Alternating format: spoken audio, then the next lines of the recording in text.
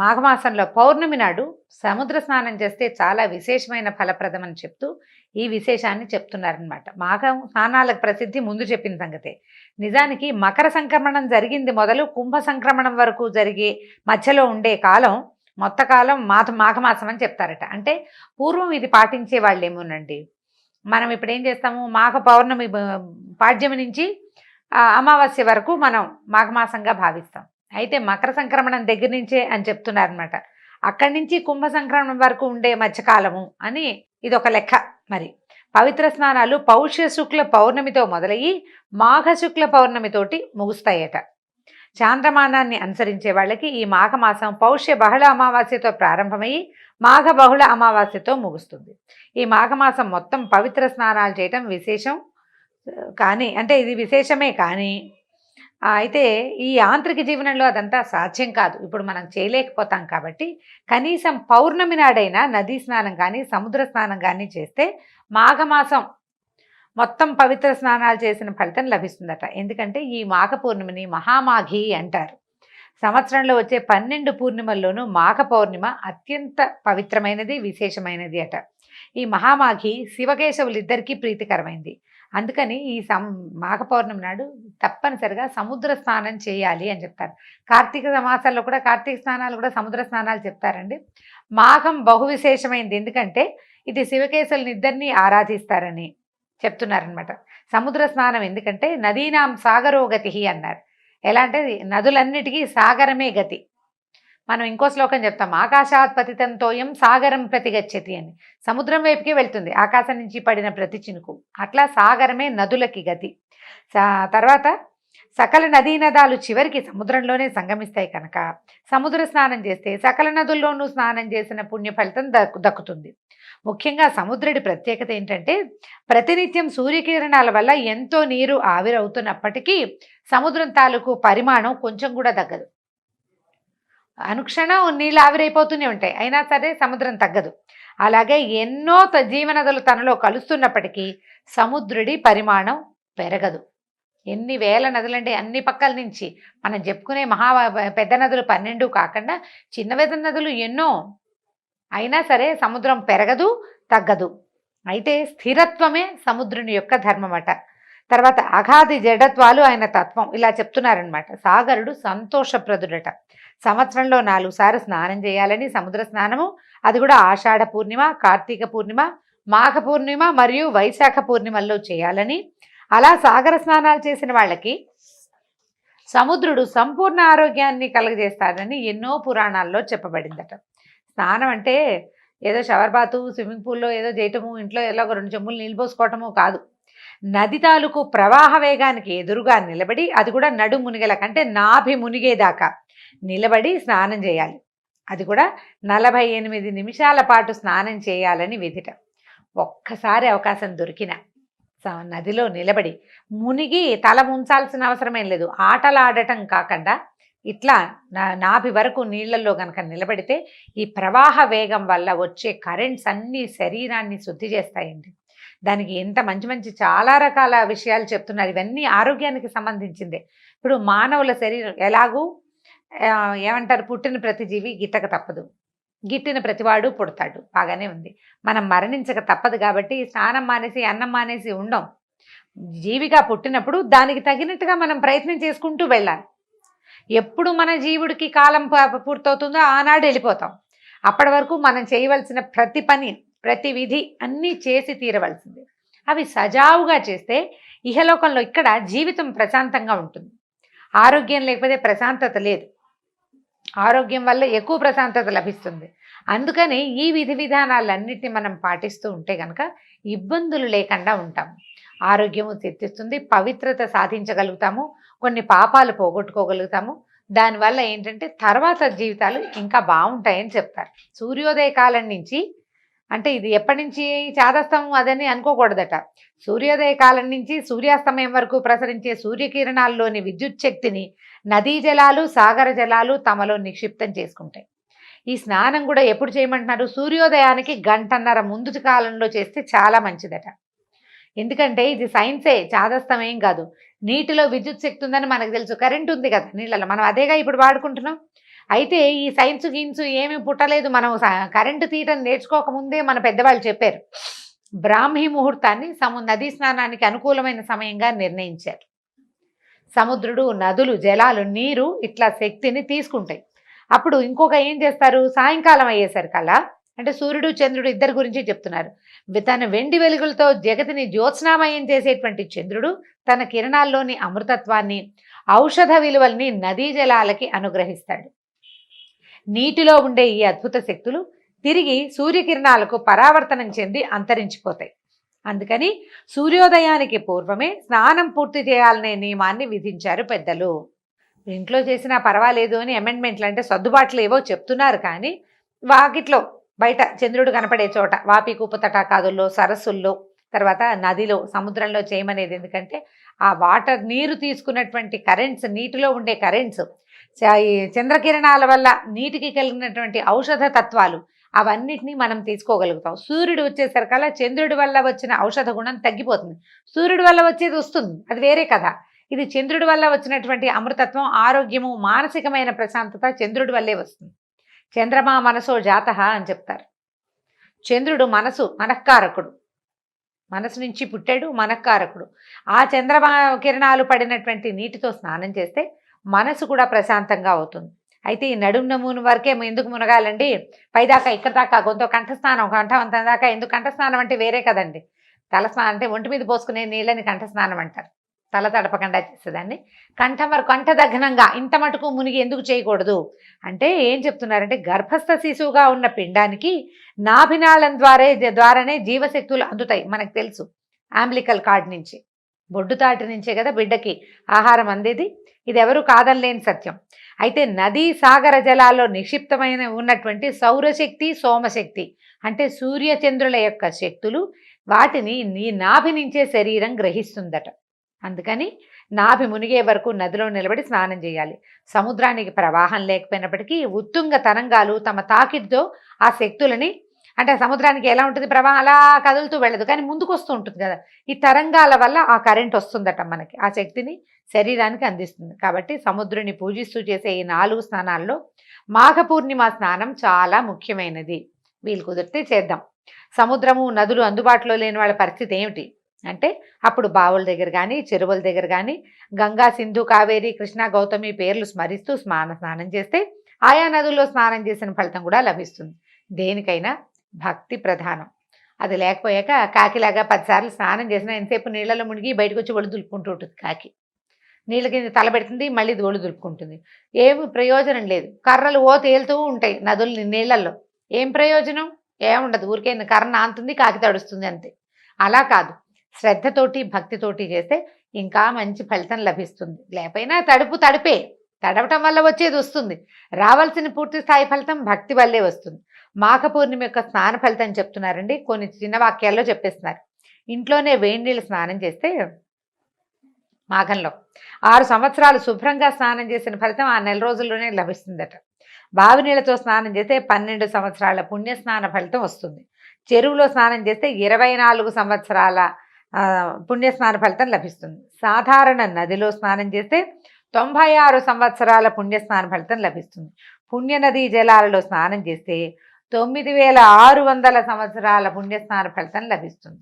ఇది కాకుండా నదీ సంగమ స్థానాలు ఉంటాయి కదా, నదులు సంగమించేవి, నదులు సముద్రంతో సంగమించేవి. అట్లా ఈ 2 నదులు కలుస్తాయి కొన్ని చోట్ల. అలాంటి చోట స్నానం చేస్తే 38,400 సంవత్సరాల పుణ్యస్నాన ఫలితం లభిస్తుందట. గంగా నదిలో స్నానం చేస్తే 3,84,00,000 సంవత్సరాల పుణ్యస్నాన ఫలితం ఉంటుంది. వీటన్నిటితో పాటు ఇవన్నీ కాకుండా ప్రయాగలోని త్రివేణి సంగమంలో 3 నదులు, గంగా, యమున, సరస్వతి, ఆ 3 నదుల సంగమంలో స్నానం చేస్తే గంగలో స్నానం చేసిన దానికంటే 100 రెట్ల అధికమైన ఫలితం లభిస్తుందట. సముద్ర స్నానం చేస్తే వచ్చే పుణ్య ఫలితానికి చెప్పడానికి మాటలు లేవట. అంత పుణ్యం వస్తుంది, అంత అమోఘమైన ఫలం ప్రసాదిస్తుంది సముద్ర స్నానం. ఈ మాఘమాసం మొత్తం పవిత్ర స్నానాలు చేయడానికి వీలు కుదరకపోతే చివరి 3 రోజులైనా స్నానం చేసి పవిత్ర స్నానాన్ని చేస్తే మంచి ఫలితాన్ని పొందొచ్చు. ఈ చివరి 3 రోజుల స్నానాల్ని, అంటే పౌర్ణమి, త్రయోదశి, చతుర్దశి, పౌర్ణమి కదా, అమావాస్య, చతుర్దశి, త్రయోదశి అన్నమాట. పౌర్ణమి వెళ్ళిపోయిన తర్వాత చివరి రోజులు ఇంకా 3 రోజుల్లో నెల ముగిసిపోతుంది అనగా చేస్తే అంత్య పుష్కరిణి స్నానం అంటారట దీన్ని. అప్పుడు ఆ ఫలితం లభిస్తుంది. సాధారణ స్నానం శరీర మలినాల్ని పోగొడితే, మాఘమాసం మనసులోని మాలిన్యాన్ని పోగొట్టి మాధవుని సన్నిధికి చేర్చే స్నానంగా పరిణమిస్తుంది. అయితే దేవుణ్ణి భగవంతుడిని చదువుకోవాలి, నిశ్శబ్దంగా మౌనంగా స్నానం చేయాలి, కబుర్లు చెప్పుకోకూడదట. కబుర్లు చెప్పుకోకూడదు. నదికి వెళ్ళి కేరింతలు కొడుతూ ఆటలాడుతూ ఒకళ్ళ మీద ఒకళ్ళు నీళ్లు చల్లుకుంటూ అలా చేయకూడదు, ఆడకూడదు.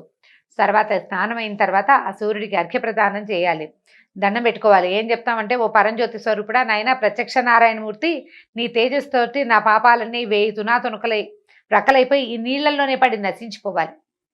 నాలో ఉన్న అనారోగ్యం, శారీరక మానసిక అనారోగ్యాలు కూడా నశించిపోవాలని సూర్యుడికి అర్ఘ్యం ఇస్తూ దండం పెట్టుకోమంటున్నారు.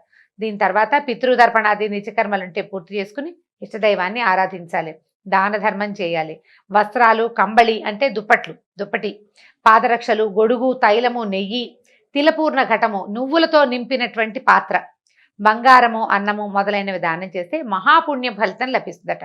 చేయగలిగే సామర్థ్యం ఉన్నవాళ్ళు గనక అవకాశం ఉంటే నేతితో తిలహోమం చేస్తే మరింత పుణ్యం వస్తుందట. మామూలుగా తిలలు చాలా మంచివి, కానీ ఏమంటే నువ్వులు ముట్టుకోకూడదని అలా అనుమానాలు ఉంటాయండి. శనివారం ముట్టుకోకూడదు, శుక్రవారం ముట్టుకోకూడదు, చాలా ఉంటాయి. సాక్షాత్తు శనేశ్వర స్వరూపం అని అదని భావిస్తాం. అలా అది చాలా తప్పట. విష్ణుమూర్తి యొక్క స్వేద బిందువులే తిలలట. తిల ఎట్లా జన్మించిందంటే విష్ణుమూర్తి యొక్క స్వేద బిందువు నుంచి జన్మించిందట. సాక్షాత్ విష్ణు రూపాలు, ఈశ్వర ప్రతీకాలు. అందుకని శివుడికి ఏం చేస్తారు, ఏకాదశి రుద్రాభిషేకం చేసేటప్పుడు తిలలతోటి అభిషేకం చేస్తారు. ఒక అభిషేకం తిలలతోటి చేస్తారు. తిలలకు అంత విశిష్టమైన స్థానం ఉంది. అయితే ఈ మాఘమాసాలు ఏం చెప్తారంటే, నెల రోజులు 1 వంతు చక్కెర, 3 వంతులు తిలలు అంటే 3 స్పూన్లు నువ్వులు కనుక వేస్తే కాస్త వేయించి ఓ స్పూన్ పంచదార వేసి దాన్ని కొద్దిగా గ్రైండ్ చేసి నువ్వుల పొడి అది ఎవరికైనా పెట్టడం, అది ప్రసాదంగా పనిచేస్తుంది అనమాట. విష్ణుమూర్తికి నివేదన చేయటము, ఆ తర్వాత ప్రసాదంగా పంచిపెట్టమంటున్నారు. తిలపాత్ర దానం చేయటం కూడా చాలా మంచిది. అంటే ఒక చిన్న రాగి పాత్ర తీసుకుని నిండా తిలలు, నువ్వులు పోసి పైన ఒక చిన్న బంగారపు నలుసు పెట్టమంటున్నారు. శక్తి అనుసారం. ఇప్పుడు గ్రాము కూడా పెట్టలేని పరిస్థితికి వచ్చేసామండి మనం, బోళ్ళంత ఖరీదైపోయింది. పెట్టగలిగితే పెట్టటము, లేదా ఒక పండు తాంబూలం పెట్టి ఎవరికైనా ఇవ్వండి అని చెప్తున్నారు. తిలపాత్రని బ్రాహ్మణుడికి దానం చేస్తే మనోవాంఛితం నెరవేరుతుందట.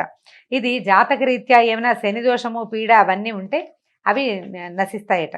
ఆఖరి మాట ఏం చెప్తున్నారంటే, మాఘమాసం నెల రోజులు పవిత్ర స్నానాలు చేయాలని, ముఖ్యంగా మాఘ పౌర్ణమి నాడు సముద్ర స్నానం చేయాలని చెప్పుకున్నాం కదా. పూర్ణిమకి సముద్రానికి సంబంధం ఏమిటి అనేది చివరి 2 వాక్యాల్లో చెప్తున్నారు. ప్రతి పూర్ణిమకి, అమావాస్యకి సముద్రానికి పోటు ఎక్కువగా ఉంటుంది. పౌర్ణమి దైవ సంబంధమైన తిథి, అమావాస్య పితృదేవతలకు సంబంధించిన విధి. అందుకని ఈ 2 పుణ్యతిథుల్లోనూ సముద్ర స్నానం చేయాలని శాస్త్ర నియమం. ఇది కూడా మళ్ళీ చీకటి పడ్డాక చేయకూడదండి, వెలుగుండగానే చేయాలి. మామూలుగానే సాయంకాలాలు సముద్రాలకి ఆటుపోట్లు ఎక్కువ అవుతాయి. పౌర్ణమి, అమావాస్యల్లో పోటు అవి హెచ్చుగా ఉంటుంది, ఎక్కువ ఉంటుంది అనమాట. వేగం పెరిగిపోతుంది. చంద్రోదయం అయ్యేసరికల్లా సముద్ర వేగం పెరిగిపోతుంది అనమాట. ఆ సమయంలో చేయకూడదు. పౌర్ణమి రోజుల్లో సాయంకాలాలు చీకటి పడ్డాక ఎప్పుడు సముద్ర తీరాల్లో ఉండటం ఏమంత మంచిది కాదు. మన పాత పెద్దవాళ్లే చెప్పేవాళ్ళు, ఇప్పుడు అసలు మంచిది కాదు. కాబట్టి పగటి వేళల్లోనే చేయాలి. జ్యోతిశాస్త్ర రీత్యా పూర్ణిమ తిథి నాడు రవిచంద్రులు ఒకరికొకరు సమసప్తక కేంద్రగతులై పరస్పరం వీక్షించుకుంటారు. వాళ్ళిద్దరూ కరెక్ట్గా ఒక యాంగిల్లో కలుస్తారనమాట. ఆ తర్వాత అమావాస్య నాడు రవిచంద్రులు కూడా ఒకే కేంద్రంలో ఉంటారు. కాబట్టి ఇది వాళ్ళిద్దరికి ఉన్న సంబంధం. సూర్యుడు చంద్రుడు ఉన్న సమయంలో గనక సముద్ర స్నానం ఆ రోజుల్లో కనుక చేస్తే ఆ ఇద్దరి తాలూకు ఫలితం లభిస్తుందని చెప్తూ వశిష్ఠ మహర్షి ఈ కథని, ఈ విషయాన్ని మన దిలీప మహారాజుకు తెలియజేశారు. ఈ సందర్భంలో ఈ గంగా స్నానము, సముద్ర స్నానము లేదా గంగా సముద్రంలో కలిసే చోట స్నానం చేయటం ఫలితాన్ని గురించి చెప్తూ వశిష్ఠ మహర్షి ఒక విశేషమైన కథని దిలీప మహారాజుకు తెలియజేస్తున్నారు. అది ఏమిటట కథ? పూర్వము గృత్స్నమధుడనే మహర్షి జన్హు మహర్షి వీళ్ళిద్దరూ కలిసి మాట్లాడుకుంటున్నారట. మాఘమాస వ్రతం చేయటం వల్ల మనుషులకి జ్ఞానము, మోక్షము కలుగుతుందా అని అడిగితే కనుక జన్హు మహర్షి ఏం చెప్పారంటే, పూర్వం మాఘమాస వ్రతం ఆచరించడం వల్ల ప్రాణికి ఇహలోక పరలోక సుఖాలు కలుగుతాయి, వాళ్ళ కష్టాలు తీరుతాయి అని చెప్పి ఇలా చెప్పేవాళ్ళు పెద్దలు. అయితే సంతుష్టుడైన మానవుడు ఇంకా హరికి ప్రీతికరమైన వ్రతాలను కూడా చేసి జ్ఞాని ఏ సత్కర్మల్ని ఆచరించి ముక్తిని పొందుతాడు. మనం పెద్దవాళ్ళు చెప్తారు, మనం తెలుసుకుని ఏం చేస్తాము, పెద్దవాళ్ళు చెప్పారు కదా, ఏదో ఎన్నో కొన్ని ఆచరిస్తూ ఉంటాం కదా. అలా ఆచరించినటువంటి ఒక బ్రాహ్మణుని కథ చెప్తాను చూడమన్నాడు. ఏంటట? పూర్వం గంగా తీరంలో ఒక బ్రాహ్మడు ఉండేవాట. ఆయన వేదాంగాలు చదువుకున్నాడు. ఉత్తమశీలుడు, ఆచారవంతుడు, బహుబుద్ధిమంతుడు. నీతి, దయ, జ్ఞానము, ఇంద్రియజయము అన్నీ ఉన్నాయి ఆయనకి. ఈయనకి చక్కగా ఉత్తమురాలైన ఒక భార్యమణి కూడా ఉంది. కానీ సంతానం లేదు చాలా సంవత్సరాల కాలం పాటు. అయ్యేసరికల్లా ఏ లోటు లేదు, కానీ ఇక పిల్లలు లేకపోతే ఎట్లాగా? అందుకని ఏం చేశాడంటే, గుణవంతుడైన ఒక్క పుత్రుడు కలిగినా చాలు, మనకు పిల్లలు కలగలేదని ఆవిడ చాలా విచారపడుతూ ఉండేట. మన వంశం ముందుకెళ్ళదా అని ఆయన దిగులు పడేవాడు. ఇక నేను అమ్మ అని పిలిపించుకోలేనా అని తల్లి బాధపడుతుండేది, ఆవిడ కూడా, ఆయన భార్య కూడా. అయితే ఏమనుకున్నారంటే, ఒకళ్ళతో ఒకళ్ళు మాట్లాడుకుంటూ ఆవిడంది, ఎవరైనా పెద్దవాళ్ళని అడుగుదాము, సంతానం కలగటానికి ఏదైనా ఒక సలహా తీసుకుని చేస్తే బాగుంటుంది అనేసరికల్లా, సరే బాగా ఆలోచించుకుని వీళ్ళు ఏం చేశారంటే, శ్రీమన్నారాయణమూర్తిని గురించి తపస్సు చేద్దామని భావించారు. పూర్వము మృకండ మహర్షి విష్ణుమూర్తిని అంటే ప్రార్థన చేసే కదా సంతానాన్ని పొందాడు. సంతానాన్ని ఎట్లా పొందాడు? విష్ణుమూర్తిని కాబట్టి ప్రార్థన చేశాడు. ఆయనకు ప్రార్థనకే ఆయనకి సంతానం కలిగింది. తర్వాత ఆ పిల్లవాడు మార్కండేయుడు అయ్యాడు, చిరంజీవి అయిపోయాడు కదా. కాబట్టి ఈ అవకాశాన్ని చూసుకుని మనం కూడా ఏదైనా తపస్సు చేద్దామని భావించారట. బ్రాహ్మడు అష్టాక్షరి జపం చేస్తూ విష్ణుమూర్తిని మనసులోనే నిలుపుని తీవ్రమైన తపస్సు చేశాడు. కొంతకాలానికి స్వామి ప్రత్యక్షమయ్యాట. చక్కగా వనమాలను ధరించి, శంఖచక్రాదులు ధరించి, మెడలో వనమాల, శంఖచక్రాలు ధరించి చతుర్భుజుడైన మహావిష్ణువు ఇతని ముందు ప్రత్యక్షమయ్యాట. ఈయన ఎలా ఉన్నాడంటే, మకర కుండలాలతోటి ధగధగాయమానంగా ఉన్నాడు. మా స్వామి మహాసౌందర్యవంతంగా ఉన్నాడు. అయితే లక్ష్మీ సమేతుడై గరుడారూఢుడై ఇక్కడికి వచ్చాడట. వచ్చినా సరే ఆయన తపస్సులో మునిగిపోయాడు. విష్ణుమూర్తి వచ్చి నుంచున్నా ఒళ్ళు తెలియటలేదు ఆయనకి. అప్పుడు ఆయన నవ్వుతూ, విప్రా, నేను నీకు వరాన్ని వేయడానికి వచ్చాను, లేచి కళ్ళు తెరువు, నీకేం వరం కావాలో కోరుకోమన్నాడు. అప్పుడు ఈయన, అయ్యా నాకు ఒళ్ళు తెలియటం లేదు అని చెప్పాడనమాట. అప్పుడు భగవంతుడు ఏమనుకున్నాడంటే, నా కోసం తపస్సు చేశాడు, నేను రాగానే రెడీగా వరం అడిగేసేయాలి, అది కావాలి ఇది కావాలని అడగాలి. అయినా కూడా నిశ్చల చిత్తుడుగా ఉన్నాడు. భగవంతుడి దర్శనం అయినా కూడా ఇంకా ధ్యానంలోనే మునిగి ఉన్న ఈ బ్రాహ్మణుడికి అతను ఏది అనుకుంటే అది ఆ కోరిక తీర్చాలని భావించాడట. భావించి అతన్ని మనసు మరిలేటట్టుగా చేశాడనమాట. మనసు మరిలిపోయేటట్టుగా అతన్ని మాయలోంచి బయటపడేశాడు. ఈ భగవంతుడిని సాక్షాత్కరించినటువంటి విష్ణుమూర్తిని చూసేసరికి ఆ బ్రాహ్మణుడు ఎన్నో స్తోత్రాలు చేశాడు, ఎన్ని శ్లోకాలో చేశాడు, ప్రదక్షిణాలు చేశాడు, ప్రదక్షిణ నమస్కారం చేశాడు, పాదాలు పట్టి వదల్లేదు. స్వామి, ఇంత సులువుగా ప్రత్యక్షం అవుతామని అనుకోలేదు అని చాలా పరిపరి విధాలా ప్రార్థించాడు. ప్రార్థించాక ఆయన అడిగాడనమాట, నాయన ఏమిటి నీకు ఏం కోరికుంది, నీకే కావాలి అని అడిగేసరికల్లా ఆయన ఏం అడిగానంటే, నాకు నీ పాదాల మీద నిశ్చలమైన భక్తి, విష్ణుమూర్తి మీద భక్తి కావాలి. విష్ణుమూర్తి పాదాలని అటు ఇటు పోకూడదు, నా దృష్టి వేరే ఇతర దైవాల వైపు వెళ్ళొద్దు. భగవంతుని పట్ల భక్తి నీవు మొదటిది. తర్వాత ఏమో ఇహలోకంలో పరలోకంలో కూడా సద్గతికి కారణమైన పుత్ర సంతానాన్ని ఇచ్చి నాకు ముక్తిని ప్రసాదించు. నాకు గనక సంతానం కలకపోతే నాతో పాటు నా పితృదేవతలు కూడా మలమల మాడిపోతారు, అన్నోదకాలకి ఉండవు, నాకు అన్నోదకాలు ఉండవు, పితృదేవతలకి ఉదకాలు ఉండవు అని అడిగాడు. అడిగేసరికల్లా ఈయన ఏమన్నాడు, నువ్వు కోరినట్టే వరం ఇచ్చాను, నువ్వు చేసిన స్తోత్రం ఎవరైతే చదువుతారో వాళ్ళకు కూడా నీకు ఇచ్చిన వరము వాళ్ళకు కూడా ఇచ్చినట్టే అంత చక్కటి స్తోత్రం చేసావని ఆయన మెచ్చుకున్నాడు. అష్టోత్తర శతనామాలు చెప్పాడట బ్రాహ్మడు. సరే చెప్పి విష్ణుమూర్తి అంతర్ధానమైపోయాడు. ఈయన చాలాగా అమ్మయ్య పోగొట్టుకున్న సొమ్ము దొరికిన వాడికి వచ్చినంత సంతోషం వచ్చిందట బ్రాహ్మడికి. ఇక్కడి నుంచి ఈ తపోభూమి నుంచి గబగబా ఇంటికి వెళ్ళిపోయాడు. కొంతకాలానికి ఆయన భార్య గర్భవతి అయింది. ఒక కుమారుడు కన్నాడు, పుట్టాడు. ఎంత చక్కటి వాడోట. పిల్లాడు ఎక్కువగా ఏడ్చేవాడు కూడా కాదు, బహుబుద్ధిమంతుడైన పిల్లవాడు. కాస్తంత 2 ఏళ్ళు 2వ ఏడు వచ్చింది, సంవత్సరం నిండి 2వ ఏడు వస్తే ఒకనాడు నారద మహర్షి వీళ్ళ ఇంటికి వచ్చారట. అయితే ఈ పిల్లాడు కొంచెం అప్పుడే తప్పటడుగులు వేస్తున్నాడు, కొద్దిగా అత్త తాత అంటున్నాడు. నారద మహర్షి పాదాలకు నమస్కారం చేసేసరికి ఆయన పిల్లాడిని ఇట్లా దగ్గరికి తీసుకుని, వీడు ఆయుర్దాయం 12 ఏళ్ళేరా నాయన అని చెప్పాడట. పిల్లాడు 12 ఏళ్ళే బతుకుతాడని చెప్పేసరికి నిర్ఘాంతపోయారు బ్రాహ్మడు భార్య. లేక పుట్టిన పిల్లాడు విష్ణుమూర్తిని ప్రార్థించి తపస్సు చేస్తే ఆయనంతటా ఆయన వరం ఇచ్చాడు. నీ మనసులో ఏదుందో అది నీకు ఇచ్చేస్తానన్నాడు. ఆ ఇచ్చేసిన వరం అల్పాయుష్కుడైన కొడుకైపోయాడే అని ఎంతో ఏడ్చారు. చాలా దుఃఖం. అన్నం సహించేది కాదట. ఎప్పుడూ విచారమగ్నులుగా ఉండేవాళ్ళు. అయితే కొన్నాళ్ళకి ఏమనిపించిందంటే, నేను ఇంత తపస్సు చేసి పిల్లాన్ని పొందితే చివరికి వీడు ఇలాగే ఉంటాడు, విద్యాభ్యాసం చదువు కూడా పూర్తవదు. 8 ఏళ్లకు ఒడుగు చేసి చదువుకు పంపిస్తాము, చదువు ఎక్కడ పూర్తవుతుంది, 12 ఏళ్ళకి అవ్వదు కదా, విద్య కూడా పూర్తి కాకుండా వివాహం కూడా కాకుండా ఇంత చిన్న పిల్లాడే మరణిస్తాడు అనేసరికల్లా అసలు నేను దీన్ని తట్టుకోలేకపోతున్నానని భార్య అంటూనే ఉంది, ఆయనకి అనిపిస్తోంది అనమాట. సరే ఏమనుకున్నారంటే భార్యని ఓదార్చాడు ఆయన, నువ్వు ఉండు, ఇప్పుడు ఈ సమస్య ఎందుకు వచ్చిందో మనం తెలుసుకోవాలి. విష్ణుమూర్తి ఇచ్చిన వరాన్ని నారద మహర్షి వచ్చి కాదని ఎలా చెప్తాడు? కాబట్టి మళ్ళీ ఏం చేద్దామంటే ఎవరైనా సరే పుట్టాక మరణించక తప్పదు, ఇవాళ కాకపోతే రేపు. కానీ ఇలా అల్పాయుష్కుడైన కుమారుణ్ణి భగవంతుడు నాకు ఎందుకు ప్రసాదించాడో మనకు తెలియాల్సిందే. కాబట్టి నేను మళ్ళీ విష్ణుమూర్తి కోసం తపస్సు చేస్తాను, నువ్వు పిల్లాన్ని పెట్టుకుని జాగ్రత్తగా ఉండు. 12 ఏళ్లకి మృత్యు అన్నారు, అప్పటిదాకా ఏం భయం లేదు, నువ్వు పిల్లాడితోటి ఉండమని కొంతమంది శిష్యుల్ని ఆమెకు తోడుగా ఇంట్లో నియమించి ఈయన మళ్ళీ గంగా తీరానికి చేరిపోయాడట. గంగా తీరానికి చేరి అక్కడ నియమనిష్టలతోటి విష్ణుమూర్తిని సర్వోపచారాలతోటి అర్చించి అష్టాక్షరి మంత్రాన్ని జపించడం మొదలుపెట్టాడు. ఇక ఎంత కాలమో తపస్సు చేసేట. మొదట చేసిన దానికంటే రెండోసారి తపస్సు ఇంకా ఎక్కువ చేశాడు.